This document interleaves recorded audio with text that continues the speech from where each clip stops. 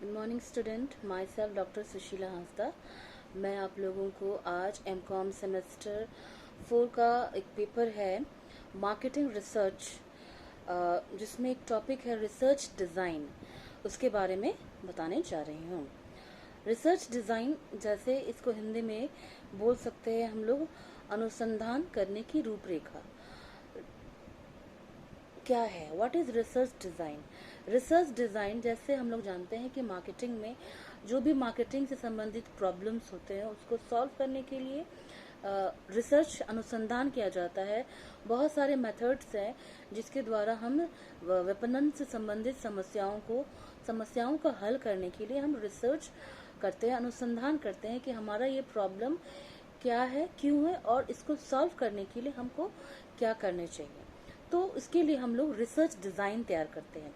Research design का अर्थ है कि हम लोग अनुसंधान करने की रूपरेखा तैयार करते हैं कि जो हम अनुसंधान अपना मार्केटिंग प्रॉब्लम सॉल्व करने के लिए कर रहे हैं तो उसको हम लोग किस तरह से करेंगे, उनका फ्यूचर ऑफ एक्शन फ्यूचर क्या है, उसका फ्यूचर में हम लोग क्या अनुसंधान करेंगे, किस तरह से करेंगे, हम कौन सा मेथड यूज करेंगे, इसको एक बकायदा एक प्रॉपर प्लानिंग के थ्रू करना रिसर्च डिज़ाइन है।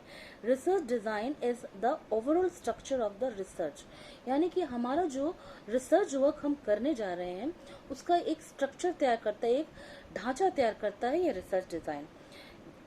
It focuses on what type of study is planned and what kind of results are expected from the research. यह आपको बताता है कि आपका प्रॉब्लम क्या है और आप उस प्रॉब्लम की से जो रिजल्ट पाना चाहते हैं वो एक्सपेक्टेड रिजल्ट क्या है, इसको रिसर्च डिज़ाइन बताता है। It based on the research question और प्रॉब्लम, यह विभिन्न प्रश्नों और समस्याओं से संबंधित है।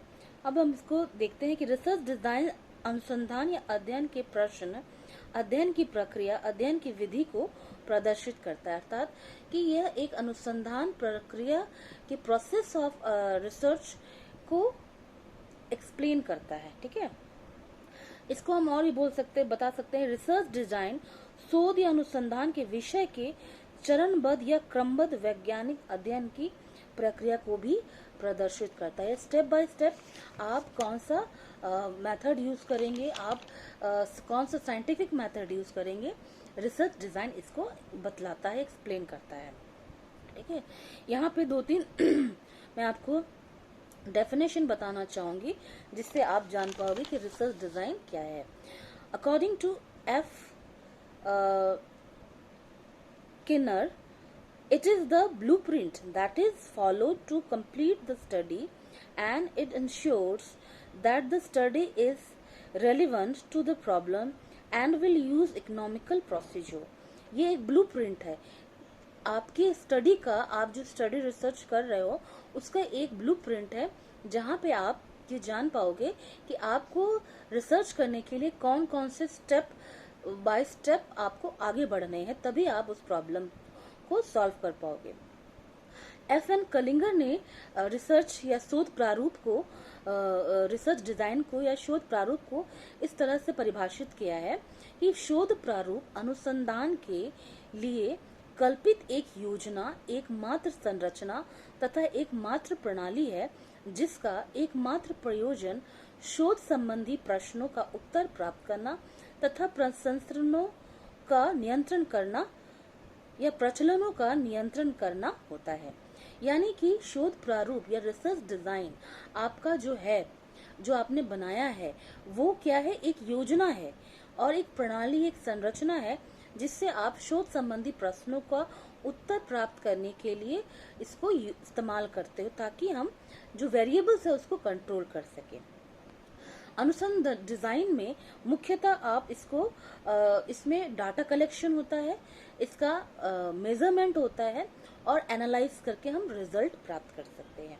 There are 5 types of research design, यह 5 प्रकार की हम लोग रिसर्च डिजाइन को जानते हैं।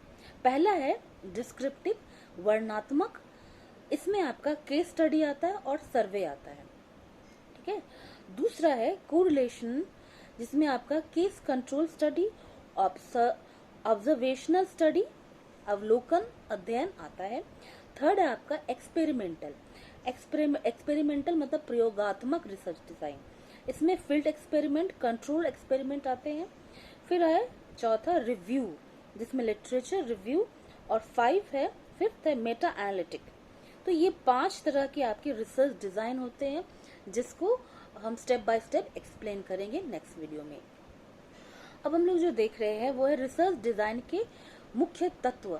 जो आप रिसर्च डिजाइन बनाओगे उसका कौन कौन सा मेन कंटेंट क्या क्या है, वो हम आपको बता रहे हैं कि रिसर्च डिजाइन में कौन कौन सा कंटेंट होता है, उसमें किन किन कंटेंट को ध्यान में रख के हम आगे बढ़ते हैं। ठीक है।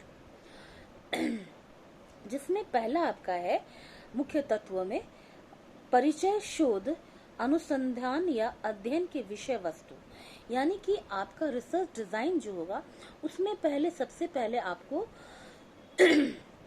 उसका जो प्रॉब्लम का विषय वस्तु है, इंट्रोडक्शन है, वो आपको लिखना है, या उसको आपको फाइंड आउट करना है कि हम जो रिसर्च वर्क कर रहे हैं उसका विषय वस्तु क्या है, उसका अध्ययन का इंट्रोडक्शन, परिचय, शोध क्या है। ठीक है, जिसको हम लोग बोल सकते हैं इंट्रोडक्शन ऑफ टॉपिक, जिसको हम बोल सकते हैं। दूसरा है लिटरेचर सर्वे। तीसरा है ऑब्जेक्टिव में लिटरेचर सर्वे में हम लोग हो सकता है कि लिटरेचर रिव्यू, यानी कि उस प्रॉब्लम से संबंधित कोई पहले भी केस स्टडी हो चुके हैं, या उस प्रॉब्लम से संबंधित कोई और भी प्रॉब्लम जो कि अन्य लोगों ने फेस किया और उसको फाइंड आउट किया। लिटरेचर रिव्यू करना मतलब ये देखना कि इस प्रॉब्लम या इस प्रॉब्लम से संबंधित कोई अदर प्रॉब्लम भी के पास भी तो ये प्रॉब्लम रिलेटेड सोल्यूशन उन्होंने अगर फाइंड आउट किया तो उसको हम लोग देखना, लिटरेचर रिव्यू करना। थर्ड है ऑब्जेक्टिव की आपका ऑब्जेक्टिव का पर्पस क्या है।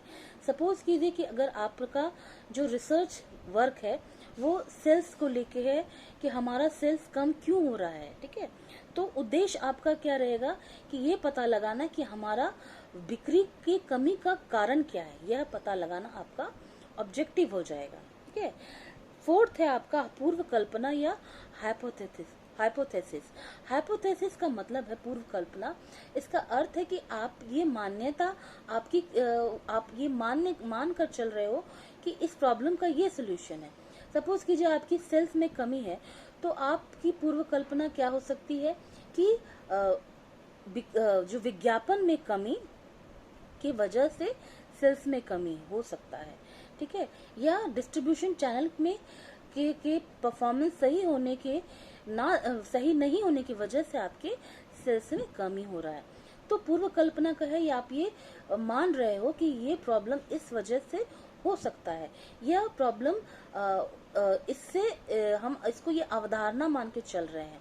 ठीक है, ये हाइपोथेसिस सही भी हो सकता है या पूरी तरह से ये गलत भी हो सकता है। अगर जो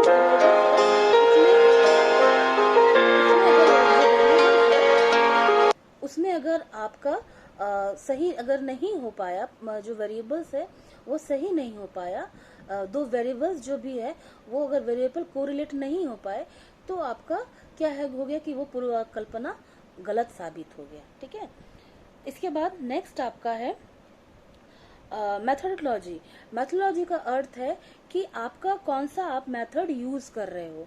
ठीक है, मेथड यूज करने का है कि आपने प्राइमरी डाटा कैसे आप कलेक्ट करोगे, आपका सेकेंडरी डाटा क्या होगा। प्राइमरी डाटा का अर्थ हो गया कि आप जो भी डाटा कलेक्ट कर रहे हो वो आपके द्वारा किया जा रहा है, वो फर्स्ट टाइम ऑब्जर्व्ड है।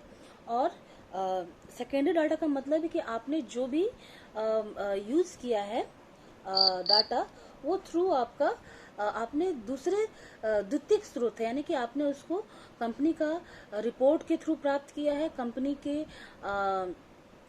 जर्नल्स के द्वारा ये आपने डाटा प्राप्त किया है। ठीक है, फिर नेक्स्ट आपका है विश्लेषण करना। जो आपने डाटा प्राप्त किया उसको आप स्टडी करते हो, उसको आप विभिन्न मेथड से आप पता लगाते हो कि आपका जो भी वेरिएबल्स है वो कैसे रिलेट कर रहा है, और निष्कर्ष पे आते हो कि आपका रिजल्ट क्या है। सपोज कीजिए कि आपने हाइपोथेसिस माना है कि आपका सेल्स बढ़ रहा है, सेल्स में कमी का वजह जो है वो एडवर्टाइजिंग के कमी की वजह से है। तो आप डाटा कलेक्ट करोगे, ठीक है। इसके बाद आपका दोनों जो है डाटा मिलेगा आपको। आप एक तरफ सेल्स का डाटा लोगे कि आपका हर साल का सेल्स रिकॉर्ड क्या है, और दूसरी तरफ आप क्या लोगे कि एडवर्टाइजिंग का डाटा लोगे कि आपने हर साल कितना एडवर्टाइजिंग में खर्च किया है। आप दोनों डाटा को कंपेयर करोगे, आप देखोगे अगर आपका एडवर्टाइजिंग बढ़ रहा है तो उस किस प्रोपोर्शन में आपका सेल्स बढ़ रहा है, और एडवर्टाइजिंग घट रहा है तो किस प्रोपोर्शन में सेल्स घट रहा है। तो दोनों में कोरिलेशन स्थापित होगा, तब जाके आपका जो रिजल्ट आएगा उससे आपको पता चलेगा कि क्या वाकई में सेल्स जो कमी है उसका वजह एडवर्टाइजिंग है या अन्य कारण है। तो इस तरह से हम एनालाइज करते हैं और रिजल्ट फाइंड आउट करते हैं और पता लगाते हैं कि हमारा जो प्रॉब्लम है उसका क्या सोल्यूशन है, और उसके आधार पे ये रिसर्च डिजाइन एक ब्लूप्रिंट का काम करता है, एक स्ट्रक्चर का काम करता है, और हम स्टेप बाय स्टेप अपना रिसर्च वर्क करते हैं। Thank you.